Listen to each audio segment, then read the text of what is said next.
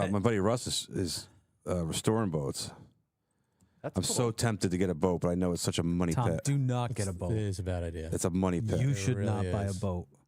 I'll never fucking use it. This is why I have a kayak. I don't have to register it. It goes on top of my car. I can put it in anywhere, and I can fish from it. So do you let people touch your dinghy? That's a dinghy. And on that note, we're live everywhere. Dinghy. Welcome to Happy Hour Live. I am Ryan Brecklin. This is Tom Selmont. Hello. Vinny is producing today. Bonjour. And what a surprise, Nick Conti stops by. It's so weird. An uninvited guest. No, invited this time. We missed you. We haven't seen you for like a month. Thank you. I know. Last Miss you week guys we had Bernie Wang on That was a good one. and crowned him as Tater of the Year. And His crown. He left his crown. Maybe we asked for the crown back for next Well, year. it's Mrs. Brecklin's. Well, I thought there was going to be a Oh, that's crowning right. today, to be honest. a crowning of what? Yeah. I mean, best whiskey store in Connecticut. Oh, that's right. Oh, you did win the Did you Connecticut win that? Of course I did. Best whiskey store in Connecticut. All right, bring the Congratulations. crown over. Come on. Okay. Let's Yeah, you may as well give him the go. crown. The crown. We'll give him an empty Blanton's bottle on top of a scepter. I'll put it on real quick. So that he can have the crown. Oh, Okay. it's a little big on you. A screenshot. Yeah. Yeah. There we go. There you go. That's All right, good. now you got a screenshot for the group. There's the thumbnail. Congratulations on that. Thank you. You know what? I think it's a testament to what you do in your store because people seem to care and they seem to line up outside when you do a release. I love it. Yeah, no, it's a lot. It's a hell of a lot of fun too. So it's not so bad. And even though there's some, how do we say this, competition, sometimes violent competition in the liquor store business. I'm sorry, what? Well, violence the wrong word. Cutthroat. Cutthroat Okay. is better. Oh, competition's good. Competition's good. I don't ever hear anybody complaining about your shop, so good for you. Thank you. Thank you so much. All right, here's what we're going to do today. We have a little toast. We're going to discuss dry January. We have Try what? Wet January. we have news from Canada.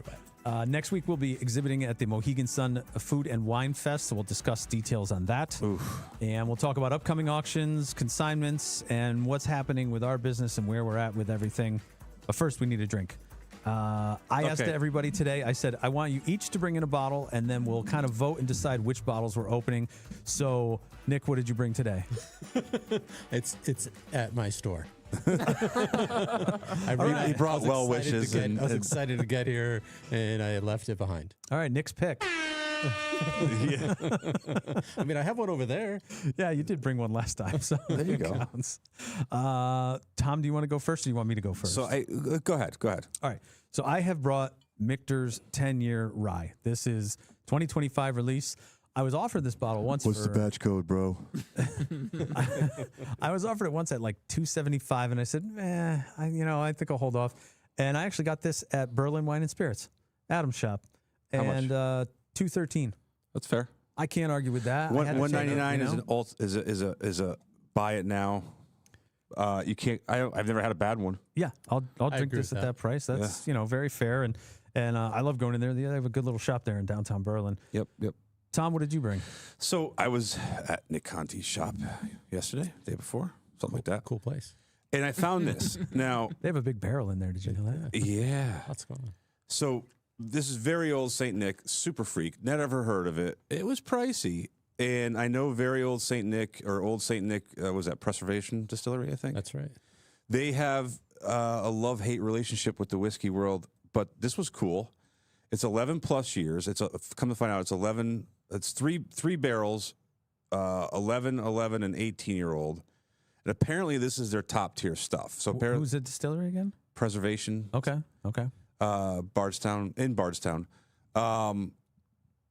Always 1 to 3 barrel batches. So this is what, 350 bottles Yeah, I'd say that. across the country. Yeah. So this is a pretty limited And you stuff. found that on the shelf at Nick's place? I found it on the shelf at Nick's place. I think it was like 320, something like that. 320.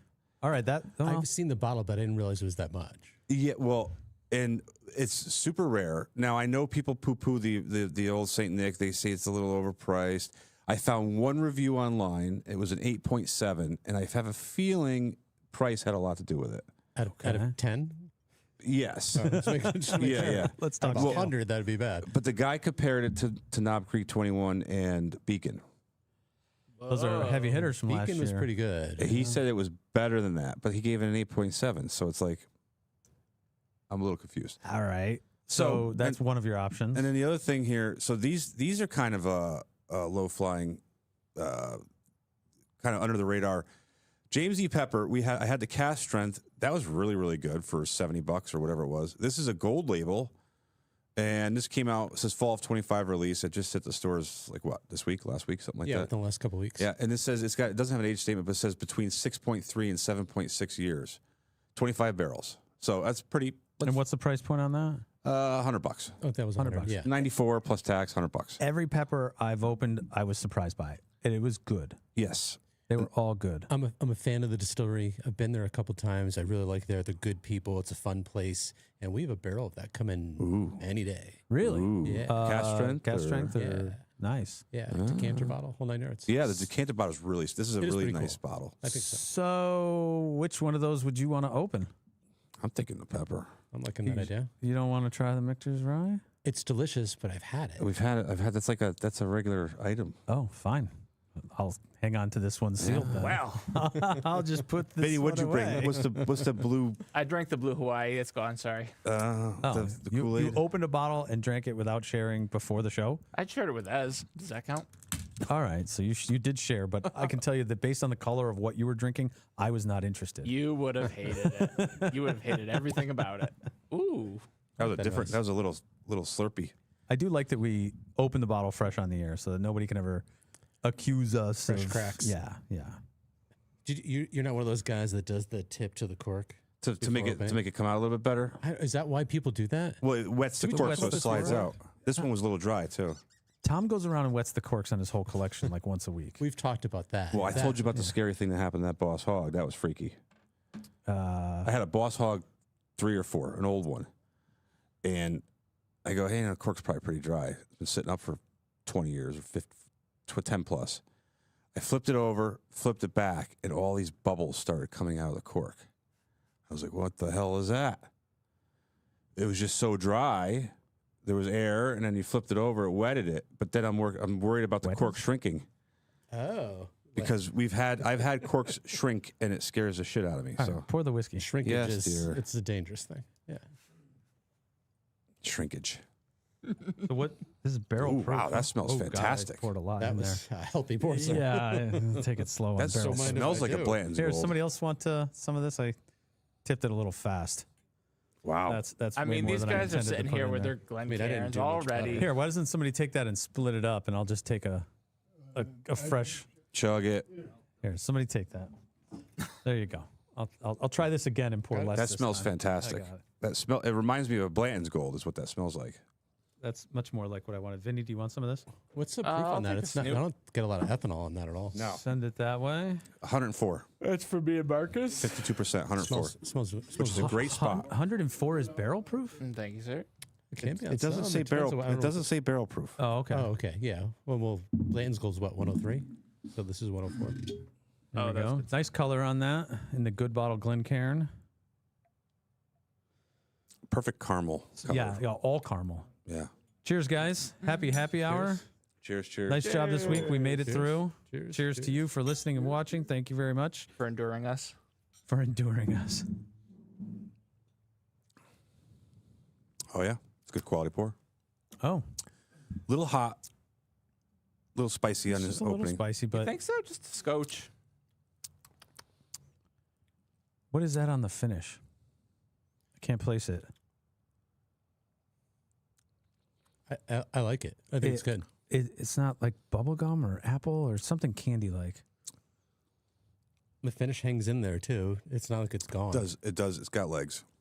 And it's got a number of flavors. You said $100? Yeah. Worth it. It's $100. Absolutely. Yeah, I agree. worth it. I agree. So- It's a classic bourbon taste, is what it is. Anybody here doing dry January? Me, Try who? I've been doing it all month. I think that ship has sailed. I'd like to, say an expletive, but dry January, that's for weak drinkers, right? No one likes quitters. No one likes. Should only be dry January if you're being forced to by a doctor. And listen, if it's for medical purposes, I kind of Fine. get it. But Yeah. otherwise, I don't know. Don't be a follower. Here's what I want to say. If it's January 16th today and you made it to this point, congratulations. You've earned a drink. Treat yourself. Yeah. It's a half There you go. January. Yeah, absolutely. It's like is enough. no nut November was also a problem for me. You know, that was. How is that a thing? I don't think that's the thing. You don't think it's... I don't know. It's Men's Health Month. I think is also November, so they dovetail it with that. How much sex are you having regularly that you can afford a month off? That's what I want to know. Like, is your sex life that good that a month off is like, oh, thank God. I think it includes self-stimulation too. What? Oh, yeah. No nut. No self-service. Oh, that makes more sense now. Well, Which yeah. is worse, though? I don't know. Could you do both for a full month? I don't do either, so I guess it doesn't matter. Oh, really? No, I don't do either. Month. No nut or no dry January. I'm gonna need another drink. But what I'm saying is, can you go any month straight through without doing it yourself or with someone else? Yeah, I could, but that's the hell. Life's short. Why am I going to do that to myself? I think a lot of guys, a lot of gym bros, they do it because they have a higher testosterone if you keep it in, and then they Really? work out harder and blah blah blah. What? Oh, look at me. I don't know anything about that. Yes. Is that a thing? Your testosterone goes up if you don't If you work out, leave yourself? Pretty sure it is a thing. Yeah. yes. That's why they're angry. I look to the guys over here who exercise all the time. Anything? Yes, semen retention. retention. Yes, that is a thing. I had a follow-up statement. It's just biology, but I'm not gonna say it because I don't want to say it on air. Okay. Go ahead. We're already 21 plus on YouTube. Right. Well, no. Go then ahead, you're- say it, then. Then you're lining yourself up for wet dreamland, and like, who wants that? You might as well Okay. be conscious to enjoy it. Oh, all right. Just wash the sheets, Vinny. It's fine. Let's talk about Wine Fest. This is at Mohegan Sun so next excited. Friday and Saturday, January 23rd and 24th. We're participating at the Grand Tasting, so the great big convention center there. We have a booth dead middle of the room. So come see us. We got a booth there. We're pouring allocated stuff, some rare stuff, and then we're just having a great time. We're So last booth, I just last got an booth idea. on the left on the grand promenade of it. If we're dead smack in the center, dead center. we should get like a little hot air balloon and just so you could see it from all around. Yeah, all right. Why don't you work on that? That's a hot air hold balloon. No, a big balloon that says Good Bottle Auctions on it so you can find us. Vinny, I would have had this done 35 seconds ago. We're pouring some of the best whiskey in that room, so they'll find us. Yeah. Yeah. Yeah, and they'll tell their friends. They always do. And then after they have a couple drinks, they come over and get really pushy about how much we're pouring for them. Yeah. That's my the, favorite. The fun part. And if you sign up for social media stuff, we'll give you a bag. Free swag bag, which also includes the new look Good at Bottle these Auctions these are- cork coaster. We spent a ton of money on those. Yeah, They're Compared to very our nice, paper ones. I have to tell you. yeah, free stuff. Come see us at Wine Fest. Now, that runs Friday and Saturday. We'll be staying there. We'll be hanging out and partying. So come see us. I guarantee you, I will wear a thoroughly embarrassing outfit for Lisa photographs. Frank? Is that we real? do the Lisa Frank one? Yeah. Should we Yeah, do? I've got Should we do a couple of Hawaiian special shirts? outfits? Sweet. Yeah. Hawaiian shirts? Oh, Or my. are you- One are of my you- outfits is very Hawaiian. Are you doing like the dollar bill thing like you did last time? I got the dollar bill tracksuit, $100 bills bill, all $100 over. bill. Really? And then I've got the neon tiger matching Yes, tracksuit. That's the one. So, Wow. yeah, it gets a lot of attention. So what People should I wanna wear? Take Wow. selfies. Oh, we don't need a balloon if he's wearing that. It's You'll- got yeah. it'll You'll see stick me. out in the crowd. I was gonna go for like classy, like sophisticated drinker look, but Yeah, why don't you wear a jacket and look boring? well, no, I'm asking you what I should do. You should look like a business owner, Tom. Definitely wear a blue blazer and a Rolex. So okay, how about just t-shirt and jeans? I'll look like the guy in the corner. Don't look like a bum. I beg your pardon. That's what I show up I as. was gonna say Oh, would you roll in here with a zip up Four Roses hoodie? yes. Hey, That's a nice hoodie, I was actually. at work. I really like that This hoodie. is a work. Yeah, this is a work thing. I'm very jealous of your branded swag. Thank you. Let's see. We're going to be at Wine Fest next week, so come see us. Pretty much tomorrow, today was the deadline for the February auction for consigning. I want to say thank you to the cataloging team. You guys are working your butts off right now. Yay. Cracking And the whip. we put together hundreds of bottles in several weeks because we're now running every single month. So the auctions are always consigning. If you want to bring bottles down, just call us up, make an appointment, bring them down. Vinny's got the most amazing setup where he just barcodes everybody into the system. You're in, you're out. Bottles are in the auction. Kurt's photography is going fantastic.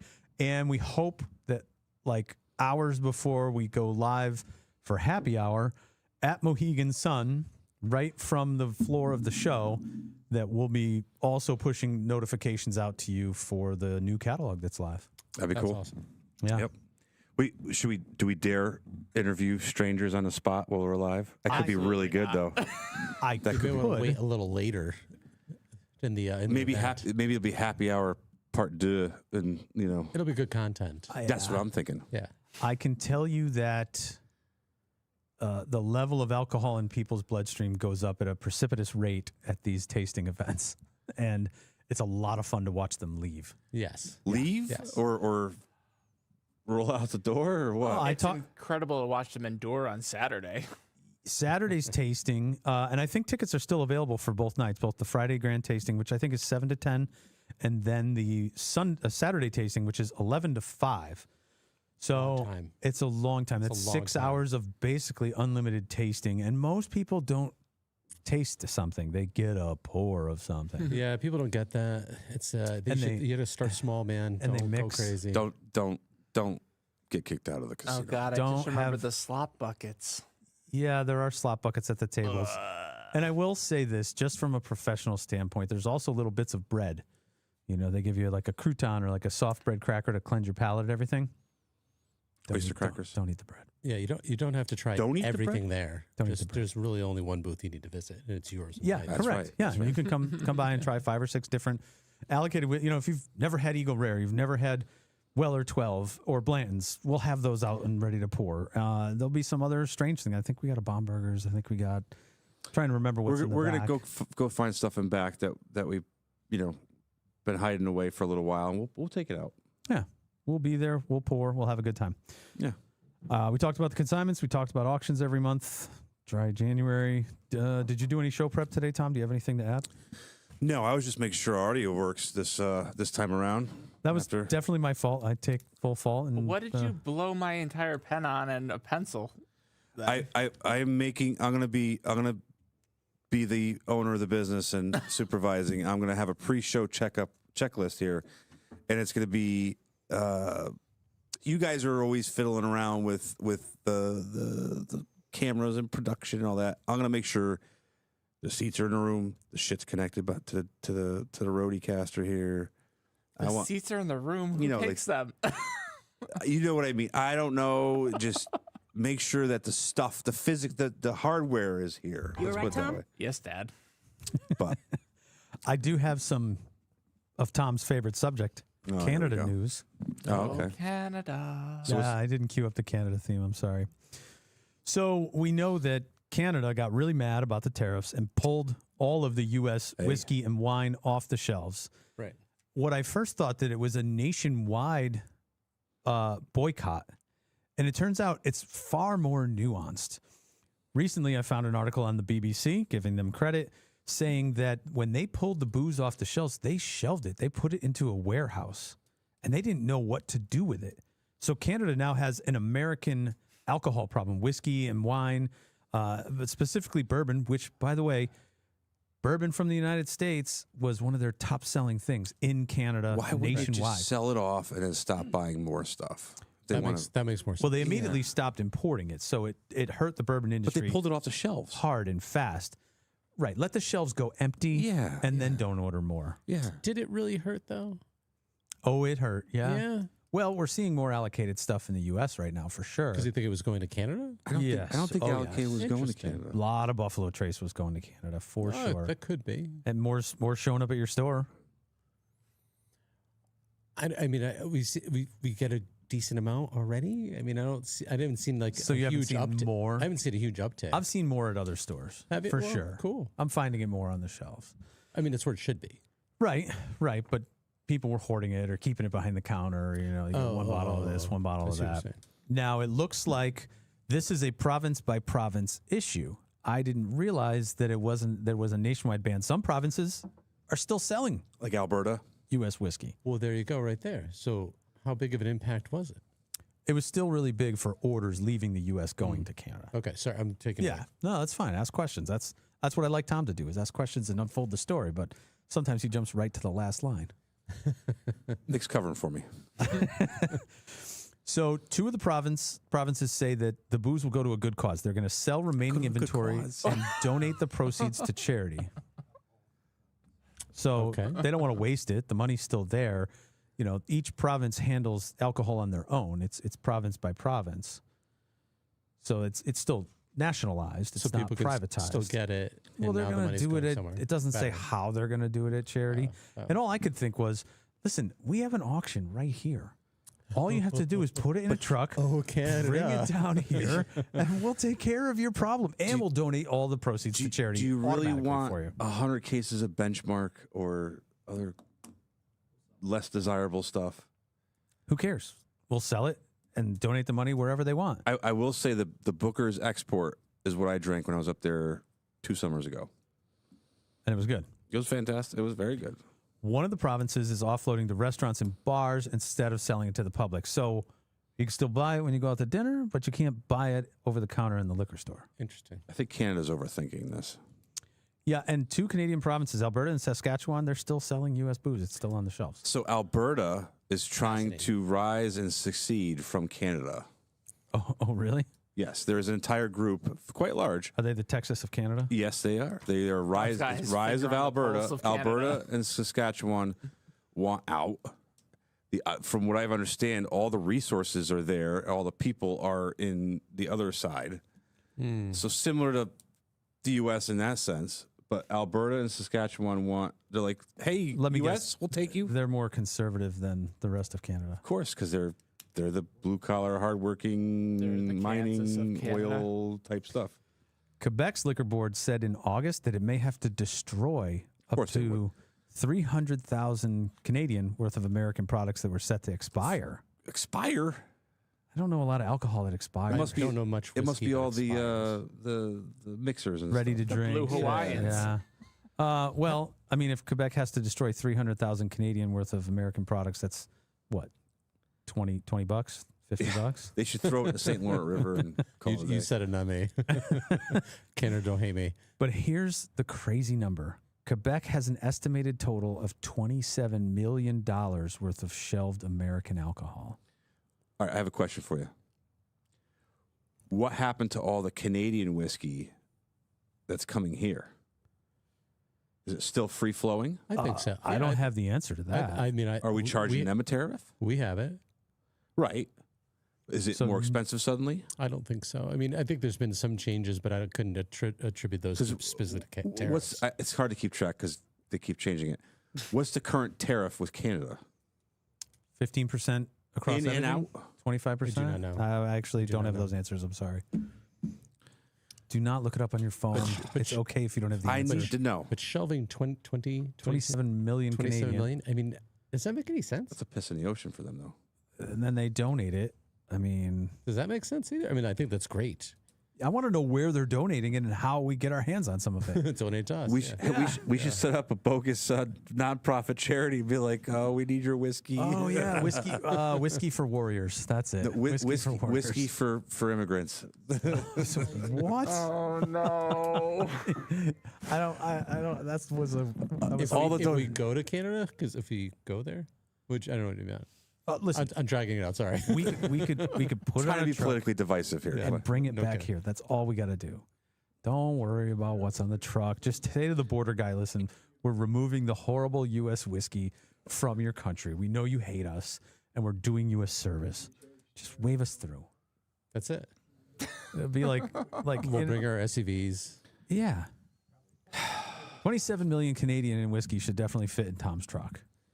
After the exchange rate. After the exchange. After the 300% tariff, yeah. That's all I have for today's show. You guys, I'll let you take over. What do you got? You know, it's. Oh, he looks at his phone. I'm looking for my notes here, but just trying to think of everything coming up. Mohegan Sun Wine and Food Fest. Let's talk about wine for a second. Did you that whole thing with the fake Lafite and everything else? Did you see? That was very interesting. Oh, that is interesting. So Tom turned me on to an Instagram account where they show fake wine bottles and real wine bottles. Mm. Oh, I don't know this one. That's. I cool. didn't That's realize there was interesting such a. I knew there was fake fakes of wine, but I didn't realize it was so prominent or there was so many of them out there. Oh no, it's a thing. It's a huge thing. 100%. Yeah. When you do side-by-side comparisons on the labels, it becomes very obvious, but they're good. Some of them are very good. There was once upon a time when I was working for a supplier, when I was working for a company that was purchased by a larger company. When that happened, though, some of the marketing materials were wine labels. So I was able to procure wine labels of a very expensive wine. Wow. They're front and back labels. That's dangerous. To be used for marketing purposes, but when I got them, the first thing I'm thinking, like, this is insane. I could put this on any wine bottle. Anywhere. Yeah. Now, the capsule matters, the cork inside, and that's one of the ways they tell the fakes. This was really fascinating. You put the two bottles side by side, and you can tell by how far the cork comes inside the capsule. And the real bottle, the cork is a certain length. And that's one of the most common things that they miss. That's an expert that would know that, but not someone that's, most people are not a consumer. A lot of consumers You'd have to compare it to a real bottle. You would have to know. And the font was another one, too. That was interesting. And who's got two $5,000 bottles of wine? Yeah. That's exactly it. You don't have a direct one-to-one comparison. But the fake that they showed in that video was an 82 Lafite, which is... We've had them here. We didn't have an 82, but we had... An 84. At a restaurant, that's maybe, what, $1,000?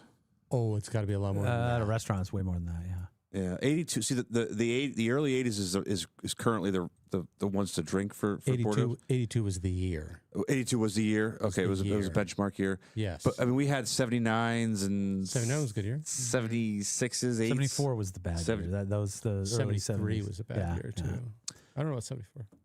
But I think Petrus is another one that's forged a lot.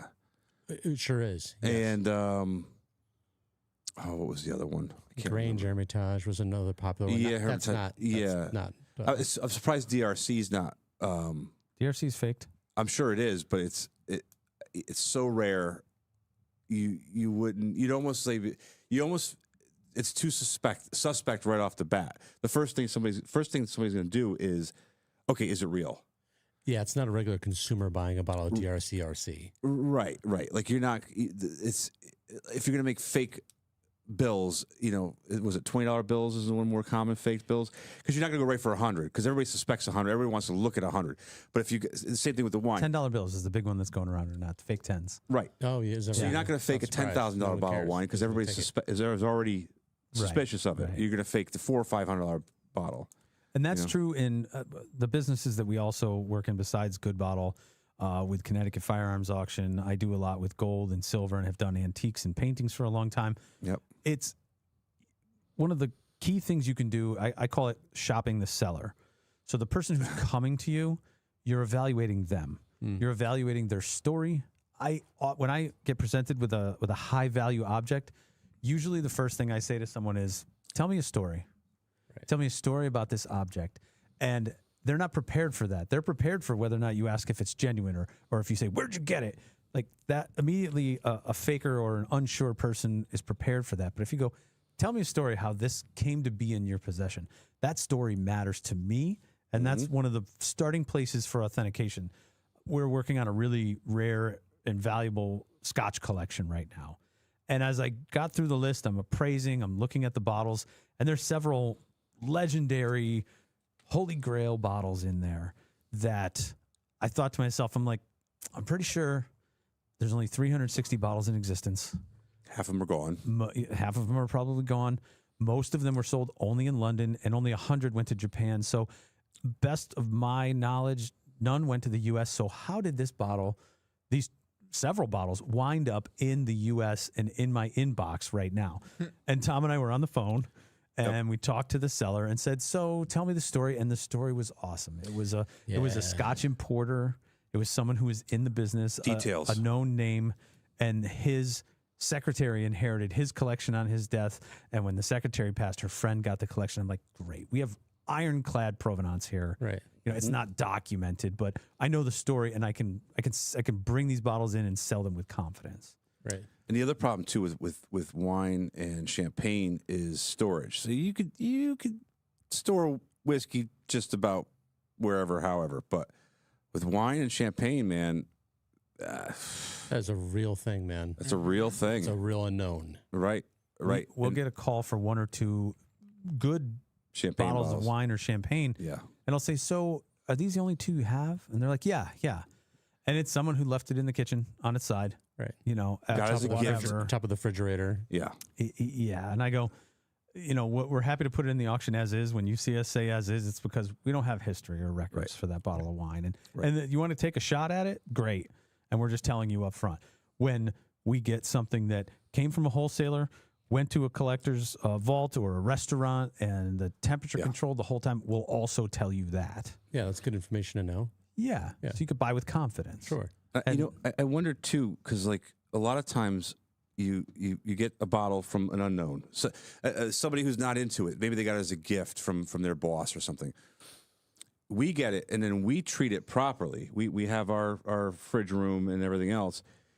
I wonder how many times when you take the bottle and it's fragile because it's old, the contents inside, and then you treat it right. How many times does it turn because of a change? Right. You know, it's. Oh. I wonder about that. You know, Perhaps it survived its journey to this point, but now we're treating it right, and it's a significant change of temperature or humidity. Right. And, okay. But bottom line is, you really should have cellar records. If it comes in from some old lady's basement and she got it from her husband and it was given to him on his retirement party, it's gonna be sold as is. The first wine collection I ever bought was amazing. It was an interesting cellar. The gentleman who had passed was part of the agricultural program for the Connecticut State Universities, and he taught winemaking at the universities. And there was probably 300 bottles of his students' wine, which were only marked with. I remember this. Yes, only marked with like a Sharpie marker, and it was like, you know, Joe, second semester class, you know, Chardonnay or something like that. Kind of cool. It was neat, but the stuff that was in the bottles was. You literally opened 50 bottles and found one drinkable. I'm surprised it was that. Yeah. And he had a basement, but it wasn't temperature controlled. And there were, I think we had 4 bottles from the Judgment of Paris. Huh? So the Judgment of Paris is when the Oh, I know what California that wines is. went up against Oh, I know what that is. the Like- French wines. You have 4 bottles from that? 4 bottles that were from those years, like the Mondavis and Yeah, stuff like that went up at the Judgment of Paris. And we set them aside and we're like, we know these are good. This will be fun to drink. Yeah. We bought the collection as is. And it was a New Year's Eve. I went to a friend's house. It was myself, my wife, and this other couple. And we were like, well, we bought this collection together. We pooled our money to buy it. Top bottles. Let's see what we got. And we went, it's Judgment of Paris time. We opened the first one, vinegar. We opened the next one, vinegar. We opened it. So 3 out of the 4 were toast. Yeah. And the 4th one that we opened, which was the Mondavi, the one that won, there was something left to it, but it had just gone so far downhill. It was like a ghost of a wine. When you see it and it separates, like the redness separates from some kind of liquid. These were orange. Yeah. It's sad. It is sad. But So that I happens get sometimes. the gamble, though. I definitely get the gamble. I think most wine enthusiasts realize it's a gamble, and they're searching for that one fantastic bottle. And I have so much more luck with whiskey. yeah, For sure. For sure. I have some red wine. I'm getting more and more into it. I'm certainly no sommelier, but it's wine is also very much the thing where you could enjoy a $20 bottle and not like a $200 bottle. And it's I'm with you. The wine is very much not the price but the flavor. And we're typically with whiskey, if you buy a $40 bottle, you get a $40 bottle, you enjoy it. You buy a $400 bottle, you get $400 worth. Typically, with wine, that's not hard and fast rule with it. So I kind of feel like they're closely related to me, anyways. You know, it's like one of those things. It's, you know, if you enjoy a $4 bottle of wine and you enjoy a 4-year-old bottle of whiskey, there's nothing wrong with that. You Right. know, that's great. You know, it's $2 Chuck was amazing. by the way, the juice was good. You know, Yeah. I mean, it's one of those things that if you drink what you like, and I think the best thing that anyone could do is try as many things as they can. Yes. Yep. You know, to build up, Right. to build some knowledge on what they like and what they don't like, and they'll be surprised sometimes. Right. The curve is real, though, and I've always described the curve as how good something is as related to how expensive it is very steep on the high end. Yeah. So at a $500 bottle of whiskey, which is great, against a $1,500, $2,000, $5,000 bottle of whiskey, the distance from great to amazing isn't that far. No. And you have to decide whether or not that works for you. Yeah, and I respect you if you do it. If you say a $2,000 bottle of whiskey is what I like, I get nothing like this, I'm willing to pay it, then you should. Right. But also $500 bottles are really good too. Yep. I think there's a sweet spot there too. When you find, well, look at Beacon and Knob Creek 21. You find it for MSRP at whatever $300. I'm thinking Beacon is what $299.99 is supposed to be, right. and it soars in the secondary. It soars in the secondary for a reason because it's awesome. Right. And it's $600 good. Yeah. Yep. And that's what everybody's chasing is that that's what this is right here.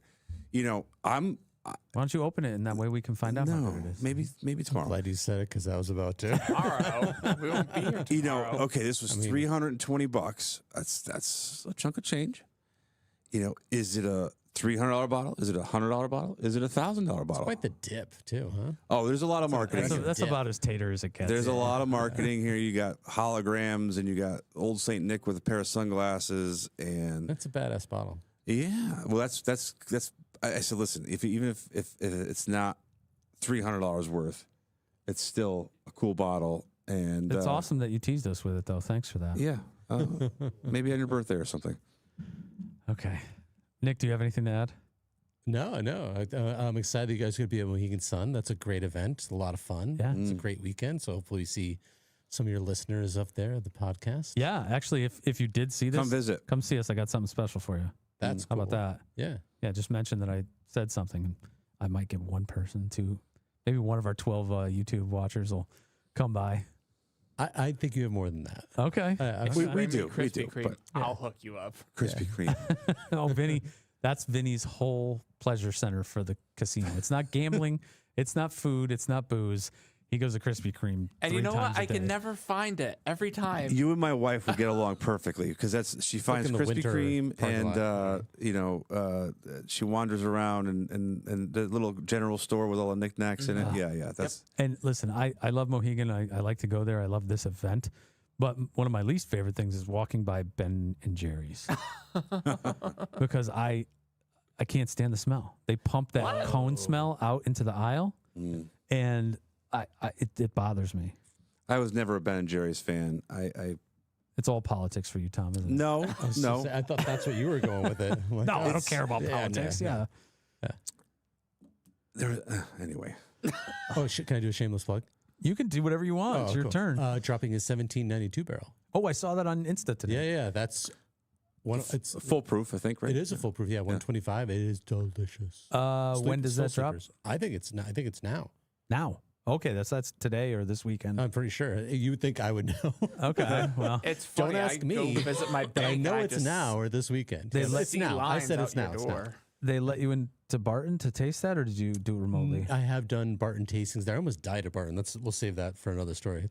No, you can tell the story. Literally almost fell in. It was I was overcome by fumes. They allowed me to open a tank, and I'm like, can I? They're like, yeah, go for it. I stuck my head in, and I was like passed out You into just the damn thing. acoustic Like inhaled alcohol Oh, vapor? literally, I'm surprised I had the power of speech right now because it overcame me. Yeah, that's how Did they people warn go. you? No, no, They're maybe used this to is it. Why they don't do tours anymore? But it was a lot. And then I was with friends, and I'm like, "Hey, come over here. Let's go out in here." This is terrible. You guys got to try it. It's my favorite thing to do. So it makes no sense. If you fall into the vat, do you own the vat? I mean, is that how that works? You are Or one You with probably you probably get buried with it. Was it hot at the time? It was cooking. I mean, It was. So this was cooking mash. it was cooking heat? or It was hot out. You were saying? It was not hot out at the time because it was freezing cold, and we picked 8 barrels in a rick house, and it was like 30 degrees. It was the worst. Yeah. It was the worst. It was great juice, worst pick I've ever done because I literally couldn't taste anything. It acclimated to it eventually, but yeah.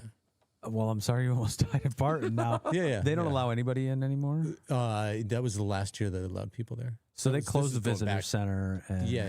you This goes can't back. go there to pick anymore. No, not that I'm aware of. Yeah. No. So you picked this remotely. They sent you samples. Oh yeah, no, everything's Yeah. remote now. Everything's remote. Okay. Yeah. Well, they went basically full industrial. They just shaved off all the excess stuff. Oh, yeah, it was pretty close to that when we were there. There was no frills there. It was Well, that's what I was going to ask you about Barton. They make a lot of no frills bourbon. Yeah. And some of their stuff is amazing. Like, I'm very surprised. 100%. I like all of the 1792 line. I know they make Costco's brand there. What else? What other brands are they distilling there? well, they're doing a lot of distilling there for Sazerac just in general. Contract distilling. Yeah, They're doing yeah, contract, yeah. So they're just busy on the business side of it. They're not interested in the shenanigans or the marketing. Or No, any it's of a that warehouse. stuff. It's a warehouse of loading docks and maybe and one rick house for fun. Okay. The one I saw. Yeah. Oh, they don't even have a lot of rick houses. I there. was speaking to the one that I saw that was on property. Okay. Yeah, You're they can driving truck by them. a huge warehouse, all industrial, and there is a rick house at the end. that you Well, pick when we were they're in Bardstown, right? Are they? I don't know. I don't remember. I feel like we drove by when we were in Kentucky, and We could it have. was like closed, and it was like a gate, and you weren't allowed in. Yeah, Willy Wonka's chocolate factory, basically. that would be a good Google because I'm not sure. Barton Distillery is Bardstown. Yeah, we drove by Bardstown, and there was a gate up. I remember noticing, like, I think it said no public access or something like that on the sign. Yeah. Yeah. The whiskey trips become blurry. I remember a lot because I was being responsible.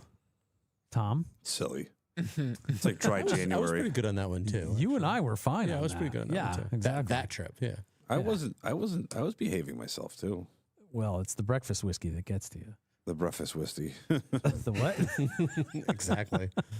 All right. Well, thank you for the plug. We will check that pick out. I'm really glad you brought something to share with us today. And thank you to everybody who's really, really working hard to get this catalog published. Have a great weekend, everybody. Thank you so much for joining us. We will see you live from Mohegan Sun next Friday. It will only be on Facebook, so no Insta and no YouTube. We'll just go. We can cross post, but it'll be cell phone style. My favorite. It'll be body mic, cell phone style. Yeah. Me and you in the booth. Thank you, everybody. Have a great weekend. All right. Cheers.